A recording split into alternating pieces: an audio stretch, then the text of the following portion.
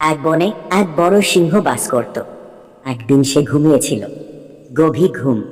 তখন তার পাশে একটি ছোট ইঁদুর খেলা করছিল।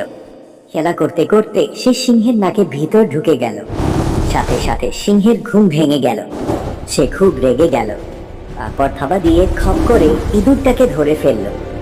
আমি হলাম বনের কিং, তোর এত বড় সাহস আমার ঘুম ভাঙিয়ে দিস, এখনই তোকে মেরে ফেলবো। মহারাজ, আমার ভুল হয়েছে, আমি ছোট, আমাকে মারবেন না, একদিন আমি আপনার উপকারও করতে পারি। তুই এত পুচকে জীব, তুই আমার কি উপকার করবি? এই বলে সে ইঁদুরটাকে ছেড়ে দিল। এরপর অনেক দিন চলে গেছে। একদিন ইঁদুরটি সিংহের গর্জন শুনতে পেল। সে ভাবল, নিশ্চয়ই সিংহটা কোনো বিপদে পড়েছে। সে ছুটতে ছুটতে সেখানে গেল। গিয়ে দেখল সিংহটি একটা জালের ফাঁদে আটকা পড়েছে। মহারাজ ভয় পাবেন না, আমি এখনই জাল কেটে দিচ্ছি। ছোটরাও বড়দের অনেক উপকার করতে পারে।